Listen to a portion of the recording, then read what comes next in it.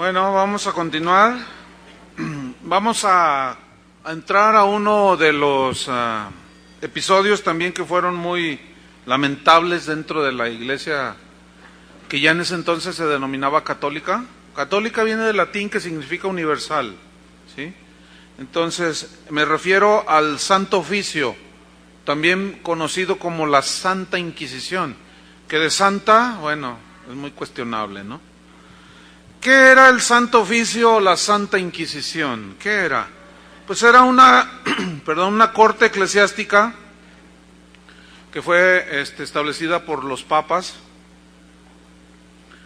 del siglo XV, XVI, XVII, por allí. Luego les doy un dato más exacto. Y esta corte eclesiástica fue con el fin de descubrir a los supuestos herejes para castigarlos.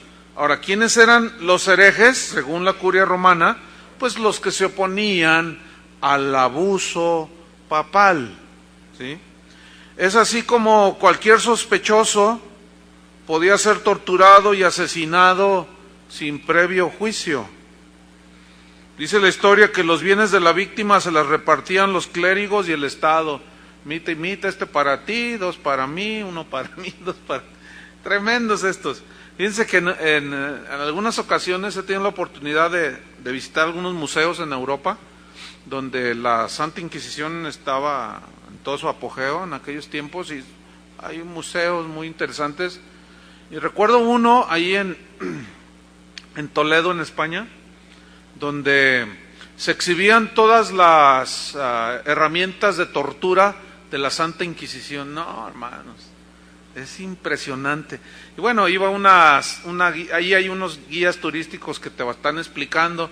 Entonces íbamos un grupo de hermanos, ¿no? Entonces empieza a explicar la guía de turistas. No, miren, pues está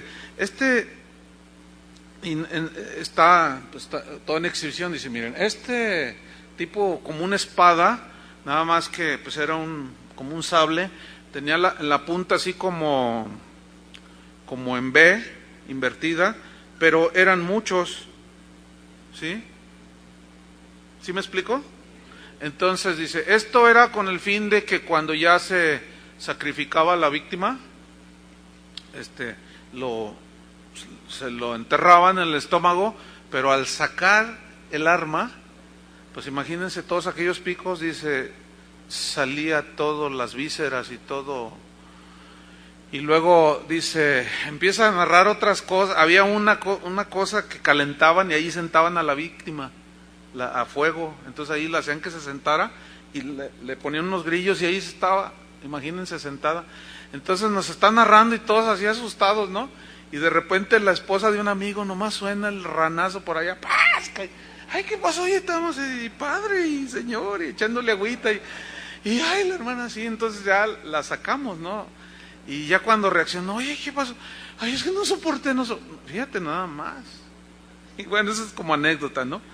Resulta que este Santo Oficio, entre otras travesuras que hizo, allí a inicios del siglo XVII, en Francia, en París, para ser preciso, hubo una masacre que se conoció como la Matanza de San Bartolomé, en la cual murieron, dice la historia, más de 50,000, escuchen bien, cristianos evangélicos. Eran calvinistas o seguidores de uno de los reformadores, llamado Juan Calvino. Fueron masacrados, fueron asesinados en una plaza, porque ellos se reunían, se les conocía como hugonotes, porque había un rey que se llamaba Hugo, él se había convertido a la fe reformada, a la fe bíblica.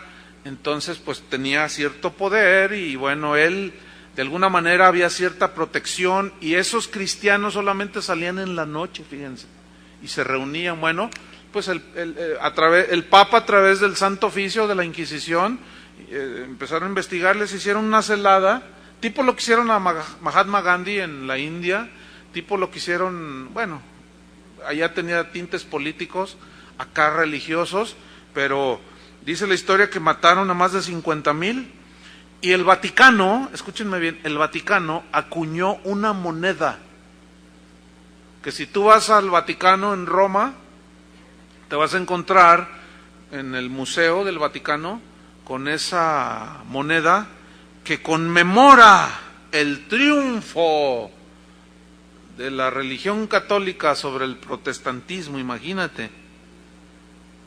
Qué vergüenza. Bueno, entonces por muchos años, siglos, la Santa Inquisición pues fue el arma principal de los papas contra los reformadores.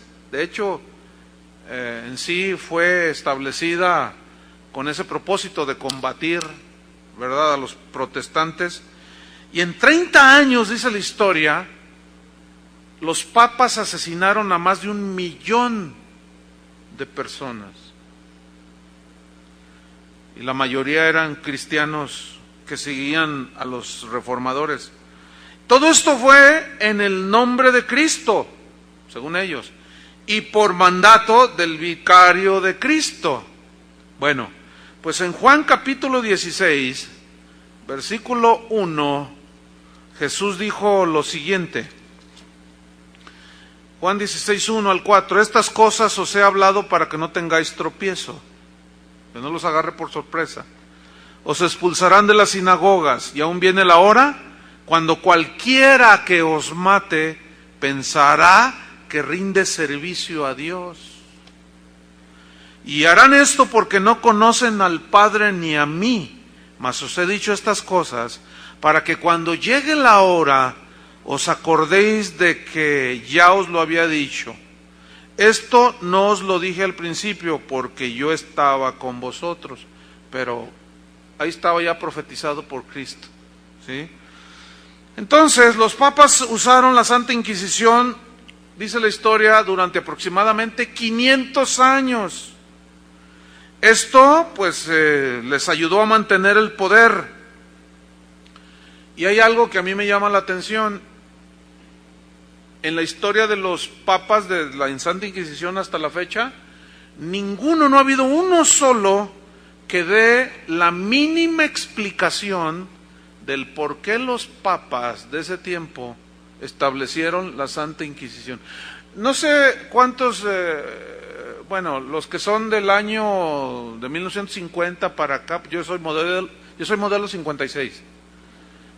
Pero yo me acuerdo cuando era un jovencillo, que había una revista que se llamaba Historias de la Colonia, algo así, no sé cuántos recuerdan, que narraban del Santo Oficio, que narraban historias porque la Santa Inquisición también en México existió, cuando los españoles a filo de espada, ¿verdad?, o dejas a Tonantzin, o te tonanceo, ¿verdad? Entonces, pues ya nomás les quitaron a Tonantzin y les pusieron a la Guadalupe, ¿no?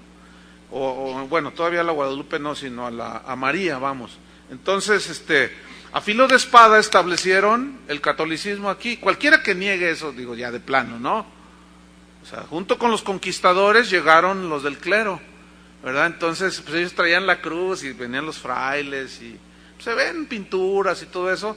Entonces, pues llegó Hernán Cortés y llegaron los conquistadores a las Américas y pues a filo de espada y pues toma, y los otros con la cruz, ¿verdad? Pero no decían nada, no decían, oigan, no maten a los indios, por favor. No, o se convierten al catolicismo o les damos cuello. No, pues nos convertimos. Pero vemos a los indígenas de hoy que van a Guadalupe y ellos, pregúntales, porque hasta en la televisión ha salido. Oye, en realidad, ¿tú a quién estás adorando? No, a Tonantzin, a la diosa Tonantzin, dicen. Increíble, pero todavía se ven vestigios de esto. Bueno, total, nunca han dado una explicación. ¿Qué pueden decir? La misma historia demuestra que ese supuesto reinado del trono de San Pedro es más que una falacia, porque Pedro una vez sacó la espada, nada más le cortó la oreja a uno que se llamaba Malco, y Jesús le dijo, guarda la espada, mi reino no es de este mundo. Si yo quisiera con espada y a filo de espada yo oraría y vendrían legiones de ángeles, miles de ángeles, y pelearían a mi favor. Así no es, Pedro, guarda la espada. Sin embargo, la iglesia sigue sacando la espada. ¿Sí o no? Y a lo mejor me callo porque por ahí debe de andar algún espía. No, ¿qué me voy a andar callando? Ustedes me van a defender, ¿no? 50 chuyotes se echaron ahí en Guadalajara.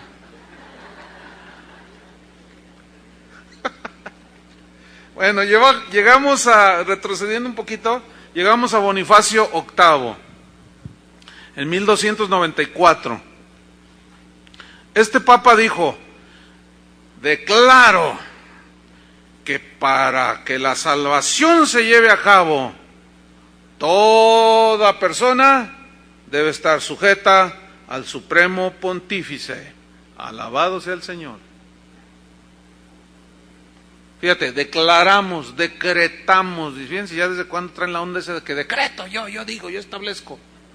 Entonces este tipo declaró que era necesario. Si alguien se quería salvar, tenía que estar sometido a la autoridad del Papa. Bueno, Juan 3:16, según Jesucristo, el que fundó la iglesia, dijo: de tal manera amó Dios al mundo que ha dado a su Hijo unigénito, para que todo aquel que en él cree no se pierda, mas tenga vida eterna. Nada más que estos papas dicen tenga. O sea, tenga la muerte. Si usted no se salva si no está en la iglesia romana. Bueno, el famoso escritor Dante, escritor de obras muy conocidas como la Divina Comedia, llamó al Vaticano cueva de corrupción. Y en una de sus obras, El infierno de Dante, ¿saben qué hizo? El tremendo. O sea, ese no les tenía miedo, ¿no? Él clasificó el cielo así como por lugares, ¿no?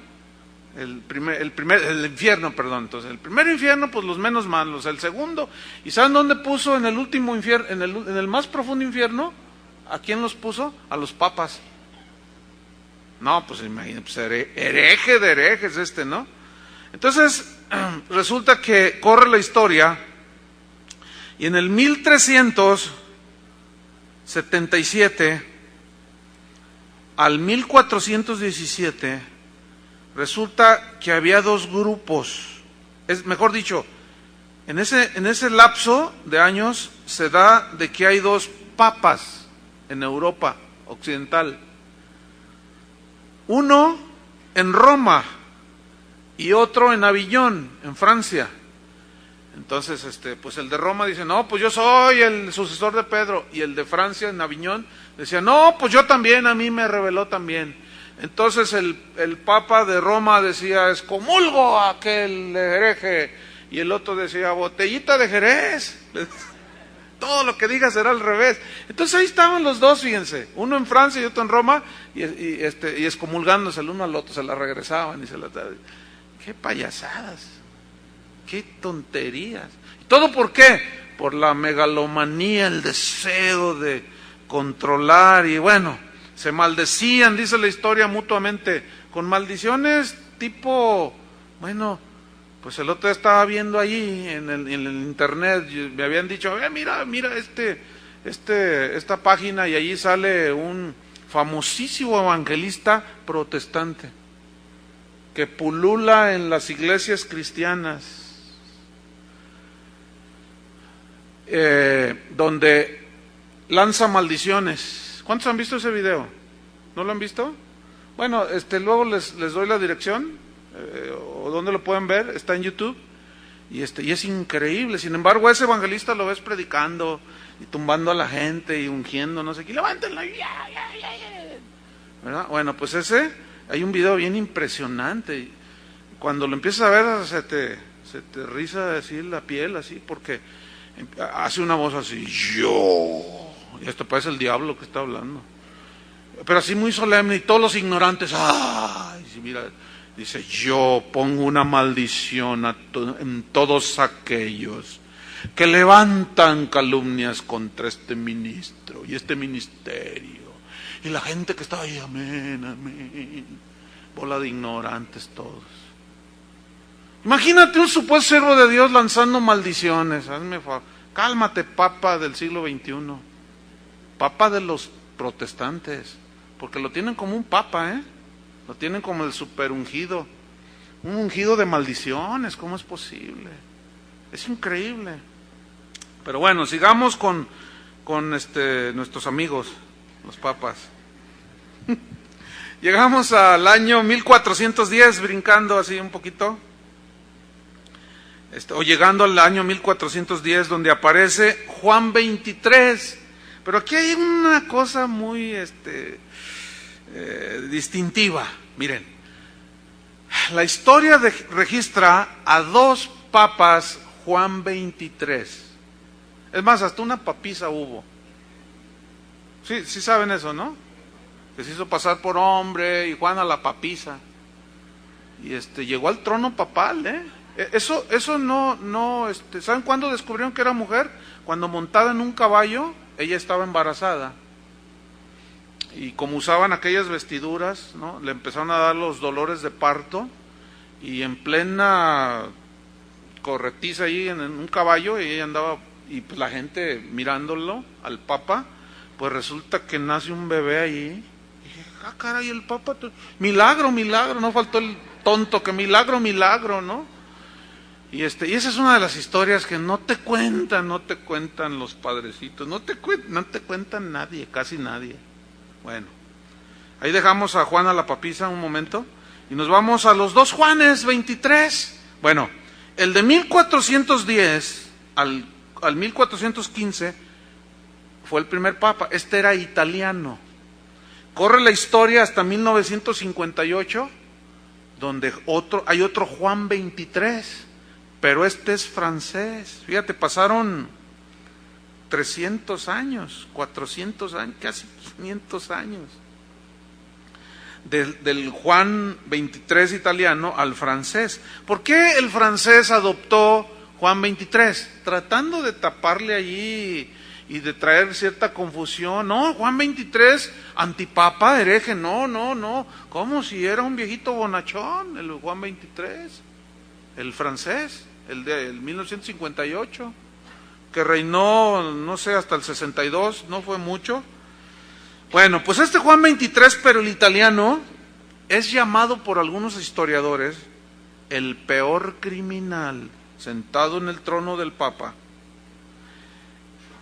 Es decir, el más depravado de todos los papas. El otro León, que fue el más poderoso, era poder político, pero no solo era criminal, era un pervertido increíble. Dice la historia que tuvo más de 200 mujeres, hasta las presumía. Entre esas 200 hubo monjas, doncellas, vírgenes, mujeres casadas, las violaba. Entre otras de sus travesuras, su cuñada fue su amante y por si fuera poco, era homosexual. O sea, era open mind, mente abierta, toda gracia, alabado sea el Señor, una vez salvo, todos salvos, entonces podemos hacer lo que queramos. Increíble la historia de este tipo, increíble, hermanos. Mayor información, bueno, pues ya ustedes búsquenla, no puedo centrar en todo en él, ¿no? Pero entre otras cosas, este Papa Juan 23, el italiano, el del 1410, negaba la existencia de la vida futura. Pues claro, pues ¿qué esperabas, no? Que dijera que me voy a ir al cielo. Pues sí, pues no. Bueno, llegamos al 1447 con el Papa Nicolás V. Autorizó al rey de Portugal a que fuera al África, hiciera guerra contra los negros y los hicieran esclavos. Escuchen bien lo que hizo un papa, ¿eh? Dijo, no, te doy permiso y trae. Esos son animales. Esos no son casi humanos, no llegan al grado de seres humanos. Fíjate nada más. Wow. ¿Qué dice la Biblia? Que ya no hay raza, ya no hay nada, no hay hombre ni mujer, todos somos uno en Cristo. Pero Nicolás V, pues las escrituras en ese tiempo eran libros sellados, nadie leía, ni ellos mucho menos. Entonces de ahí se da la esclavitud de los negros. Inicia, fíjense. Iban, bueno, las crónicas en la historia te lo marcan muy. Llegaron los portugueses y ustedes saben, Brasil, por ejemplo, ¿se fijan que hay mucho negro? En algunos países centroamericanos. Aquí en México hay una colonia de negros en Guerrero, yo conozco esa parte. Tú entras ahí, parece que entras al África, pero son puros paisas, son paisanos. Ahí en Guerrero, en la zona de la Costa Grande, por ahí, Costa Chica, todo eso. Y tú entras y negros así, africanos. Entonces, platicando en alguna ocasión, algunos de ellos dicen, no, ¿a dónde se remonta? ¿A dónde viene? No, dice, pues es que cuando traían los barcos cargados de esclavos, que también poblaron Cuba, todo el Caribe, ya ven que hay mucho negro, algunos dicen, no digas negro, bueno, negrito pues. Ay, pues es lo mismo, no lo estoy diciendo despectivo, porque luego algunos les dicen así como, ay hermano, lo dice muy crudo. Bueno, negro es negro, ¿no? No estoy ofendiéndolos ni nada, pero tampoco sean así bueno, ya les sigo. Total, dice que cuando encallaban los barcos, pues se sabe quien pueda, ¿no? Entonces dice, pues nosotros nadábamos, nos cuentan nuestros ancestros que nadaron y muchos se salvaron y bueno, se apostaron en esa parte de la región en México. Entonces en México tenemos una colonia de negros. Déjenme decirles un dato. ¿Conocen a Alma Zuni? Ella es de sangre cubana y su tatara, no sé qué, era de quién sabe dónde. De ahí le salió lo rumbero cristiano. No es cierto.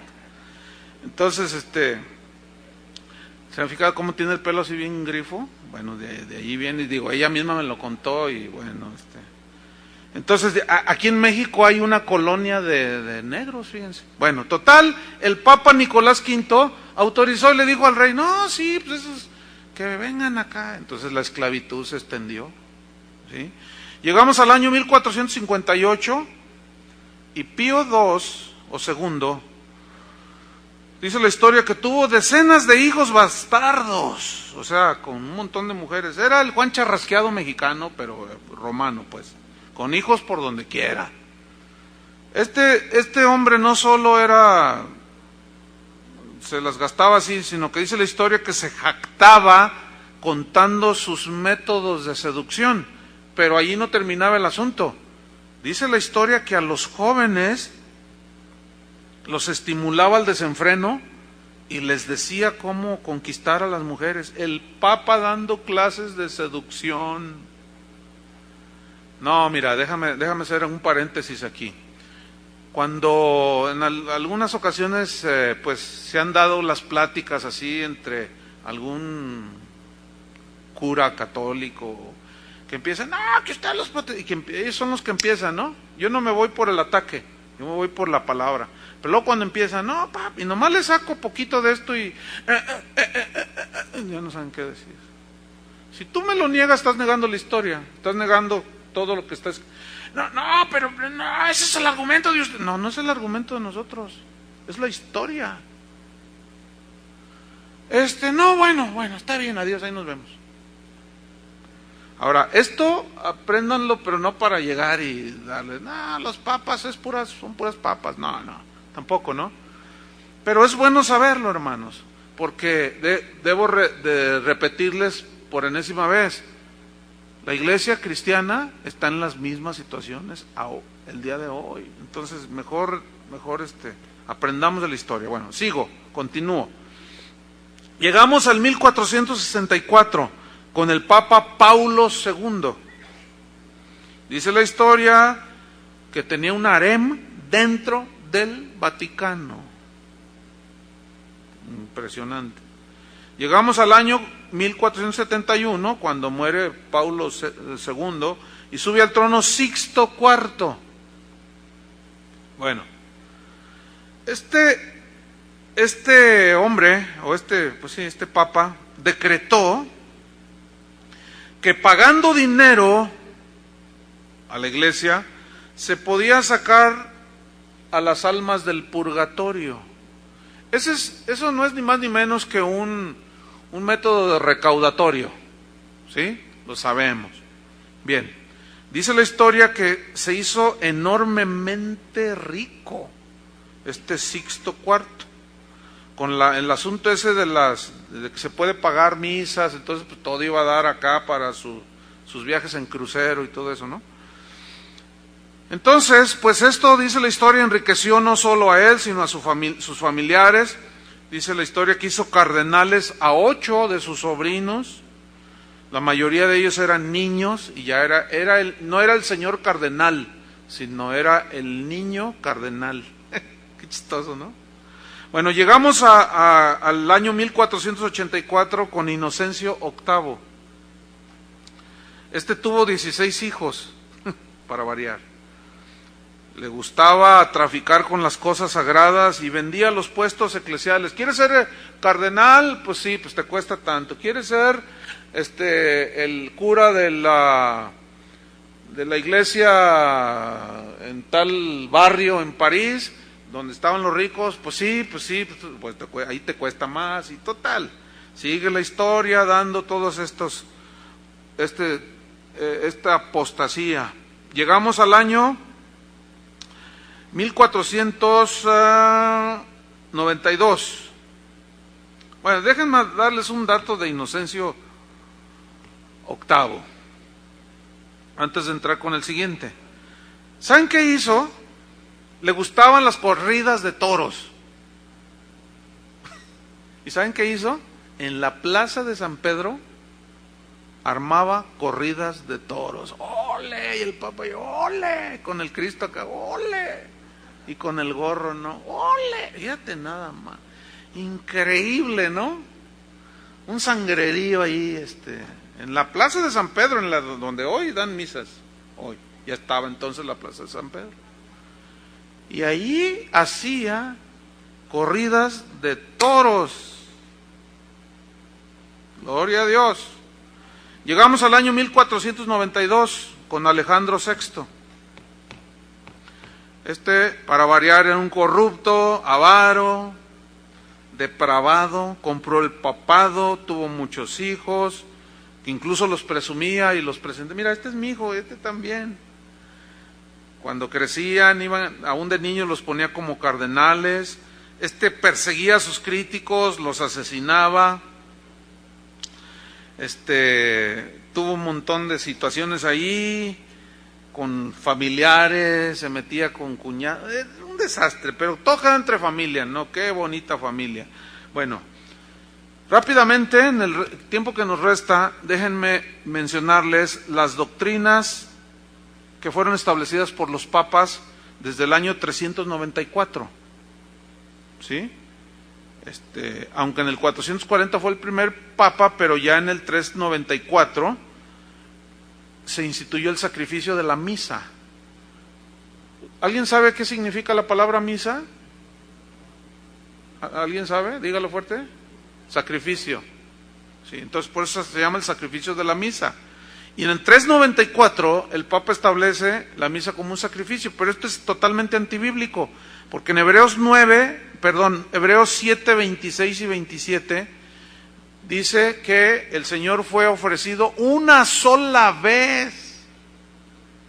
Entonces, en el estricto sentido de la palabra misa, es una herejía, es una aberración teológica. ¿Por qué? Porque Cristo nada más fue sacrificado una sola vez, según Hebreos 7, 26 y 27. Y el sacerdote, cada vez que oficia la misa, es el sacrificio, o sea, matan a Cristo, lo vuelven a sacrificar, y esa es una aberración que fue establecida en el 394. Bueno, en el 450, el Papa de ese entonces estableció el celibato obligatorio para todos los sacerdotes. En 1 Timoteo 3:2 dice que el siervo de Dios debe ser marido de una sola mujer, 1 Timoteo 3:2, lo cual bíblicamente es lo contrario a lo que ellos establecieron. En el 475 es establecida la veneración e intercesión de los santos. Pero Primera de Timoteo 2:5 dice que hay un solo mediador entre Dios y los hombres. Primera de Timoteo 2:5. Hay un solo mediador entre Dios y los hombres, Jesucristo hombre. Entonces ese asunto de la veneración, o bueno, esa adoración e intercesión de los santos, pues es totalmente antibíblico. Oigan, pero pues vamos a correr la cámara así rápido hasta el siglo XXI. Ya estamos aquí ahora.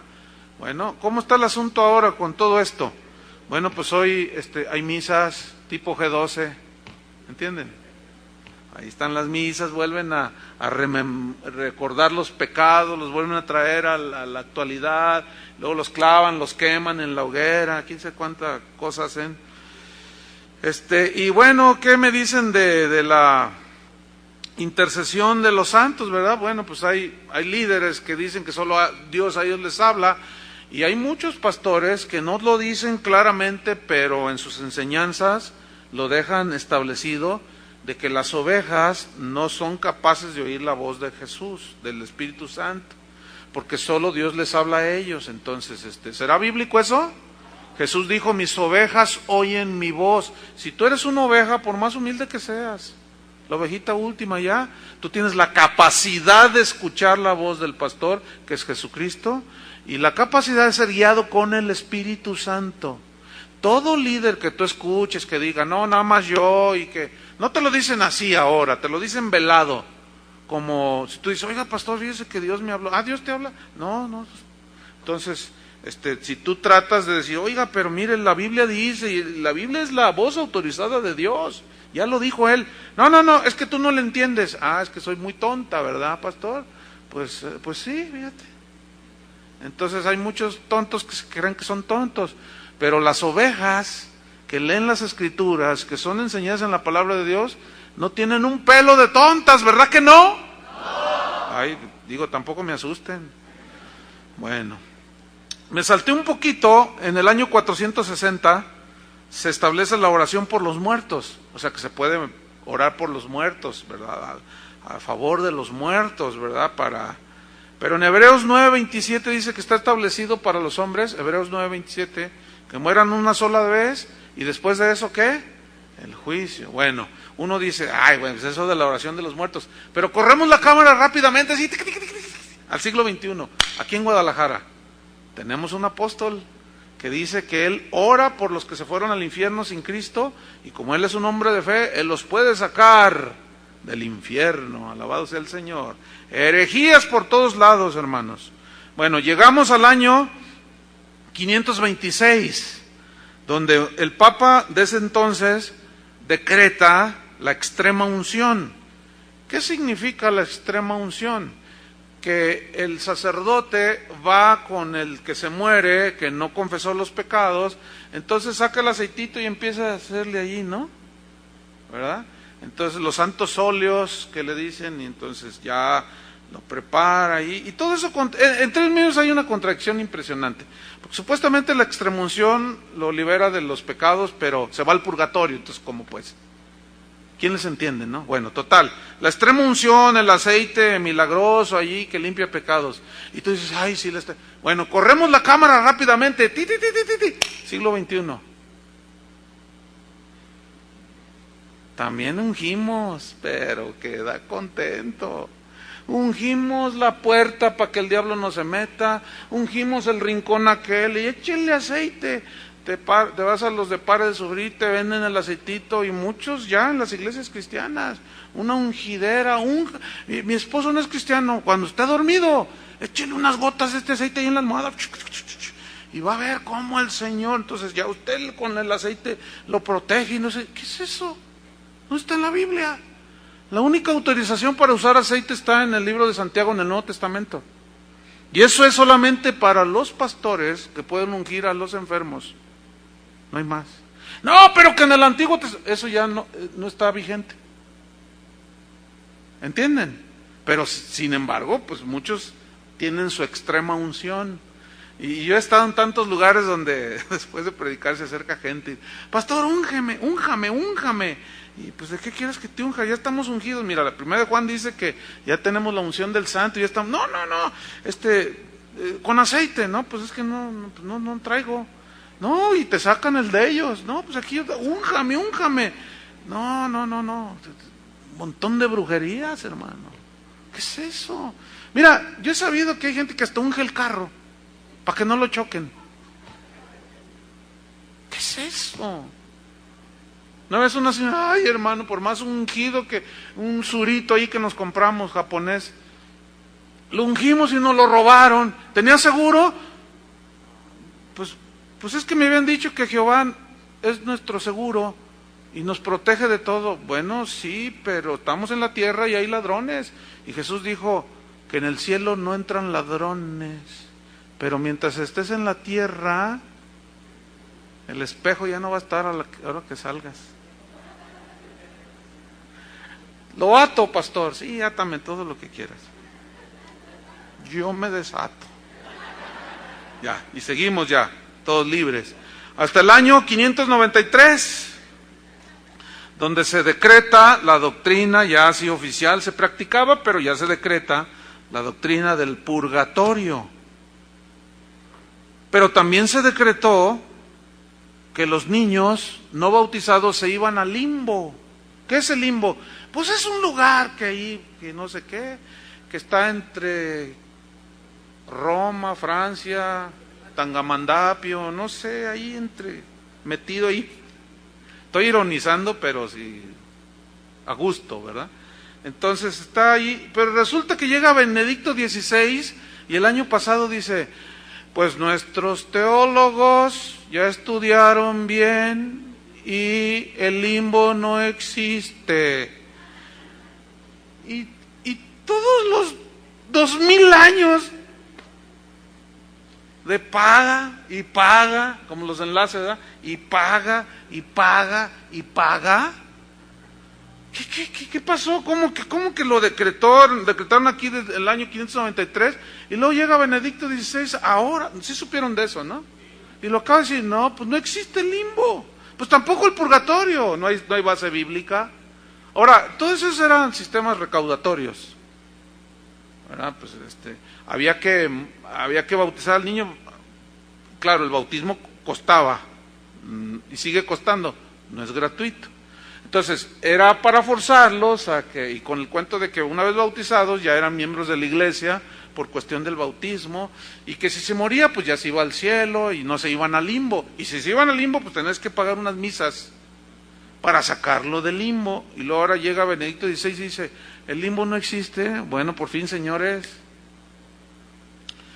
Y bueno, lo de la doctrina del purgatorio igual, ¿no? Inventos recaudatorios. Llegamos al año 600 y se decreta, el Papa de ese entonces decreta que la misa debe de decirse en latín. No, ya fue el colmo. Si de por sí. Ahora, el latín era considerado el idioma de los eruditos. Algunos decían que era el idioma de los ángeles, el latín. El latín era un idioma que solo podían accesar a él en la universidad, y solo los sacerdotes que estudiaban teología, tenían acceso al latín como idioma que ellos aprendían. Ya existía en ese entonces la Vulgata latina, ¿sí? Entonces, bueno, ellos, bueno, a ver, eso de la Vulgata latina, es que son tantos datos que luego se me va la onda. Ok, se establece, luego se los ratifico. Bien, se establece la misa en latín, imagínate, en latín. Pues si de por sí no se entiende nada. Yo me acuerdo cuando iba a misa, cuando era un niño, un jovencito, yo nunca entendí nada. Y había un eco impresionante, ¿se acuerdan? Y luego aparte de eso llegaba tarde. Y siempre, yo estaba ahí chiquillo, pero pues como había que ir a misa, ¿no? Nunca le entiendo al sonido pésimo, la acústica horripilante. Y luego todavía estos se los ponen en latín. Y luego de espaldas. No, hombre. O sea, como diciendo, quédense ahí en la ignorancia. No sepan nada. Y mientras nosotros nos hacemos ricos y nos vamos en los cruceros al Caribe. En 787 se decreta el culto a las imágenes y a las reliquias. Culto a las imágenes, pues que este es San la Virgen, que este es San Pedro, que este es San Pablo, este es San Pillín, este es San Tito, el más chiquito. Entonces se pueden venerar ellos, las imágenes son representaciones, ¿verdad? No las adoramos, dicen ellos. Bueno, ¿verdad? Y las reliquias, ¿verdad? Pues que esta es la astillita de la cruz de Cristo, que esto es el manto de Turín, que esta es la oreja de Malco, no, esa no. Esta es la espada con la que Pedro, no sé qué, este es el guarache que usó cuando corrió en el huerto de Getsemaní, salió huyendo, que este es el... ¿Qué es tanta? Un montón de reliquias. Y uno se ríe, ja, ja, ja, ja, ja. Bueno, vamos a correr la cámara rápido así, al siglo XXI, ¡pah! Iglesia del siglo XXI. Estamos igual que el pañuelo. Llévenle este pañuelo a la hermana, pero son $20. Miren, les voy a contar una historia que me contó un hermano que se está congregando aquí, que salió huyendo de un X iglesia. Me dijo, mire pastor, le voy a contar esto. Dice, yo lo presencié y se lo cuento y delante de Dios, hermano. Dice, mire, ahí le va. Una vez llegó un predicador a la iglesia, dice, que por cierto no se predica la palabra de Dios, pura prosperidad y puras doctrinas de esas. Entonces llegó y dice, hermanos, hoy tenemos un tremendo hombre de Dios, pásenle, hermano Juan Camaney. Entonces ya pasa, ¿verdad? El hermano Juan Camaney. Entonces dice, hermanos, tengo un tremendo mensaje, porque esta Biblia... Yo sé que, lo voy a decir tal y como me lo dijo, y algunos tal vez que me oyen alrededor del mundo van a decir, ay, ¿qué le pasa al pastor? No, yo nada más estoy contando una historia, aquí donde estoy parado, aquí me lo contó, que el predicador Juan Camaney, bueno, los de México saben eso de Juan Camaney, ¿no? Los que están oyendo en otras partes del mundo, pues es un nombre ahí que se usa. Dice, les voy a dar un tremendo mensaje de esta Biblia. ¿Saben? Esta Biblia tiene el autógrafo, y le hace así, y va a salir un tremendo mensaje, tiene el autógrafo de Marcos Witt. Y los hermanos dicen, mire todos, dice, mire, y empezó a hablar, nunca la abrió, nunca predicó. Cuando se termina la supuesta predicación, pues todos nos acercamos a ver la Biblia autografiada por uno de los cantantes más famosos que ha dado el cristianismo del siglo XXI. Entonces, todos, a ver, hermano, mire, yo la agarré la Biblia, pastor, y, ay, sí, cierto, ay, qué tremendo. Entonces, estaba el copastor, estoy hablando de una iglesia de aquí de Guadalajara, por eso no nos quieren. Bueno, entonces, estaba ahí el copastor y le dice, ¿me deja verla, hermano? Entonces le dice el ungido predicador, ¿sabes qué, hermano? El Espíritu Santo en este momento me está diciendo que haga algo, que te regale la Biblia. ¿A mí? Dice, sí, hermano, a usted, le regalo la Biblia. Dice que, ay, ¿verdad? ¿Qué creen que pasó, hermanos? Pasan un par de semanas y que se mete un ladrón a la casa del copastor y que se roban la Biblia. El gran tesoro, la reliquia del siglo XXI. Y empiezan las investigaciones. Y porque la poli allí tenía un conocido no sé qué, total empiezan a investigar y descubren al ladrón. Y ladrón que roba ladrón, dice la Biblia, tiene 100 años de perdón. Ay, me estoy dando vuelo. Pero a la vez, sacando de aquí, de allá y de aquí. Bueno, pues resulta que el que se robó la Biblia fue un hermano de la iglesia. Y cuando va la poli le dice, ¿sabes qué? Tú te metiste a la casa de este pastor y te robaste la Biblia. No es cierto, no, pues traían orden. Total, le sacan la Biblia al hermano. Es que yo quería la Biblia autografiada. ¿Qué es eso, hermano? ¿Qué es eso, hermanos? Es una vergüenza, hermanos, lo que está sucediendo. Y todos esos que piden autógrafos son idólatras. Y todos los que dan son ídolos. Así están las cosas, hermano. Pleno siglo XXI.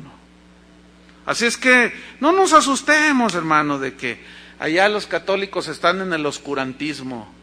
No sé quién está peor. Bueno, en el año 950, no, miento, me adelanté 100 años, 850, el Papa de ese entonces decreta y establece el asunto ese del agua bendita. Bendito sea el Señor. El agua bendita. ¿Se han visto, no? ¿Cuántos se pusieron agua bendita? Yo no, pues yo me acuerdo, pues a mí me enseñó cuando estaba chiquillo que pues entrabas y había unas pilitas así, unas piletitas, ¿no? Entonces yo me acuerdo que pues yo me entraba como niño, ¿verdad? Con mi pirulí, quítese el pirulí y la agüita, dale. Mi mamá, me acuerdo, ¿verdad? Entonces, pues guardaba el pirulí, pues entonces ya me ponía así, pues, chiquillo, ¿no? Pues, tú entras así todo. Entonces, pues ya agarraba la agüita, ¿verdad? Y, vieran qué bien me sentía. Así como, no sé, como que, entraba una paz impresionante, ¿no? Y luego, bueno, ya los padres iban y bendecían casas y echaban agüita y bueno, por cierto, déjenme decirles una indiscreción. ¿Saben cuánto cobra Sandoval Íñiguez por ir a bendecir un negocio de los ricos de Guadalajara? 20,000 pesos, uno de ellos lo dijo públicamente. Entonces, pues ahí el agüita bendita, ustedes saben. No, al final tengo que tener guaruras allá a la salida, que me cuiden. Entonces, pues ustedes saben. Pero vamos a correr la cámara rápidamente. Siglo XXI, 2008. ¿No hacemos lo mismo aquí en las iglesias cristianas? ¿Sí o no? Qué vergüenza, hermanos. Únjame. Mira, una vez aquí, hermanos, había una reunión de pastores. Y bueno, de aquí de la ciudad. Entonces, pues cualquiera puede subir y dar una palabra, ¿no? Entonces se sube uno y dice, el Señor me reveló algo, y traía una botellita así de agua, y dice, reciban el Espíritu Santo, y tiró el agua, y nomás les cayó a las primeras filas de aquí, ¿no? Entonces uno que otro ahí bien tocado por el Espíritu Santo cayó desmayado, con unas gotitas ahí que cayeron. ¿Qué es eso, hermano? Decimos que y estamos iguales, ya mejor le seguimos, hermanos. En 1115 retrasamos la cámara, ¿verdad? A 1115 se establece la confesión auricular. ¿Qué es eso? Pues es que el cristiano va con un sacerdote y le cuenta sus pecados. Pregunta, ¿cuál creen ustedes que es la verdadera razón detrás de ese decreto que es totalmente antibíblico, porque solo Dios perdona pecados? Y primera de Juan 1:9 dice, si confesamos nuestros pecados, Él es fiel y justo para perdonarnos y limpiarnos toda maldad. Detrás de esa confesión al sacerdote, que se conoce como confesión auricular, ¿qué creen que está detrás de eso? ¿Alguien me puede decir? Un espíritu de control, porque es como ellos obtienen información, ¿sí? Y cuando se estableció era para acallar las voces, y entonces, no, pues fíjese que pues yo hice esto, entonces ya tenían información. Y si se osaban levantarse en contra del padre o del papa, ellos tenían información. Escúchenme bien lo que voy a decir. Corremos la cámara rápidamente. ¿Saben quién está haciendo lo mismo? El tristemente célebre sistema G12, que hacen que la gente confiese sus pecados. A ver, cuéntame, dilo. Y te lo hacen que lo digas hasta públicamente. No, pues resulta, pues yo fui lesbiana. Entonces, toda esa información a la hora de que alguien, escúchenme bien, y esto ya de primera mano de gente que conozco, que he hablado con ellos, que han salido de ese sistema demoníaco, herético, y no sé cuántas cosas, cómo al momento de darse cuenta de que están en una secta, porque eso es algo sectario, es una herejía, empiezan a usar esa información. Si tú te sales de aquí, tu marido va a saber que tú lo engañaste. Así que de aquí no te me sales, porque aquí te vas a quedar. El mismo rollo, hermanos, por el amor de Dios. ¿Cuándo va a acabar esto? ¿Saben cuándo va a acabar esto? Nunca. Siempre va a existir. Aquí debo terminar. Vamos a continuar la semana que entra, que todavía hay muchos decretos papales, y comenzamos y entramos de lleno a lo que me urge entrar, el tiempo de la reforma. ¿Se va a poner esto, hermanos?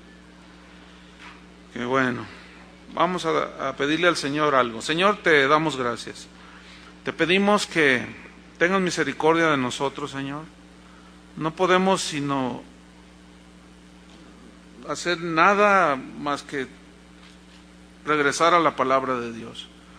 Ayúdanos, Señor, a discernir, ábrenos el entendimiento, que podamos comprender, Señor, de lo que hemos hecho y que tal vez estamos en ignorancia, Señor. Pero que a través de tu palabra nosotros podamos tener entendimiento y revelación. En el nombre de Jesús te pedimos, Señor, que tengas misericordia de la iglesia del siglo XXI. En el nombre de Jesús te lo pedimos, Señor. Amén. Que tengan buena noche. Que Dios les bendiga.